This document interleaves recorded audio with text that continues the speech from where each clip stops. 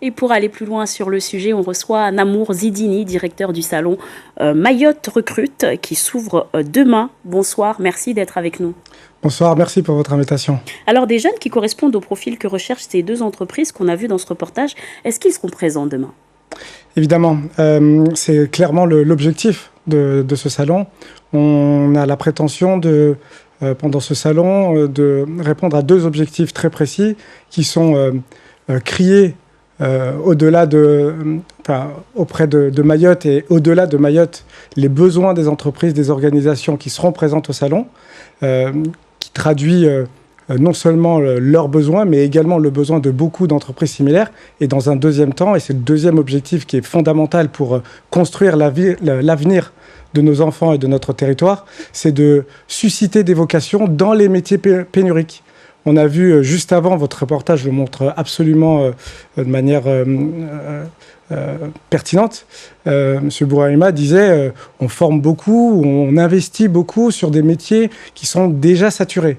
L'idée, c'est de donner la parole à ces organisations, qu'elles soient du secteur privé ou du secteur public, pour dire j'ai besoin dans tel et tel domaine. Justement, quels seront les profils présents demain? On a tous les profils. C'est vraiment un salon ouvert à tous. Que ce soit, vous êtes technicien, vous êtes en reconversion professionnelle, vous êtes demandeur d'emploi, vous êtes jeune, vous êtes à l'école, vous ne savez pas quelle filière choisir, quel domaine choisir, ce salon peut être une réponse pour vous, pour trouver votre voie et surtout votre voie à Mayotte, parce que c'est ce qui, évidemment, nous intéresse et nous occupe. Comment vont s'articuler ces 2 jours de rencontre? Alors, on va essayer d'avoir un format dynamique. On veut des conférences, des ateliers. Donc, des conférences, on va parler des thématiques parce qu'il faut poser les sujets.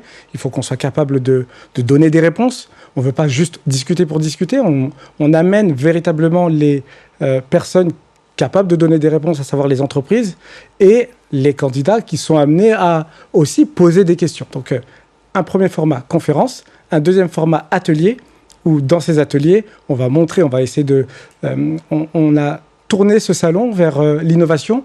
On va essayer d'expliquer comment l'intelligence artificielle, aujourd'hui, révolutionne le recrutement, comment les candidats peuvent utiliser l'intelligence artificielle pour se préparer à intégrer le marché du travail, comment les recruteurs aussi peuvent utiliser les nouvelles technologies pour mieux recruter et acquérir les compétences qu'elles demandent.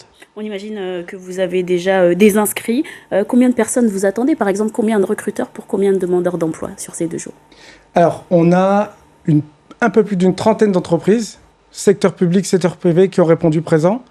Et on a, en termes de candidats, environ 300 visiteurs au jour qu'on espère. On espère même au-delà. Il est à souligner, et c'est... comme je vous l'ai dit, on veut donner un caractère innovant à ce salon.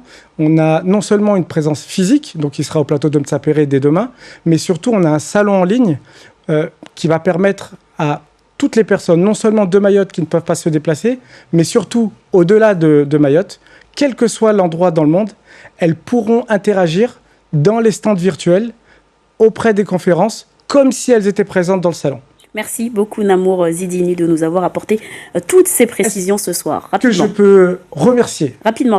Très rapidement, parce qu'on a été grandement aidé. Je voudrais remercier la mairie de Mamoudzou, les associations sportives du BCM et du handball club de Mtsapéré pour leur disponibilité, parce qu'ils ont dû annuler des rencontres notamment pour nous faire la place. Donc merci beaucoup à eux.